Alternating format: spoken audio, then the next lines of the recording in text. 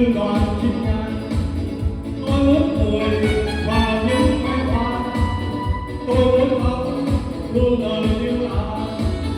Tôi muốn hỏi người biết thương nhau, không ai khác, không nghe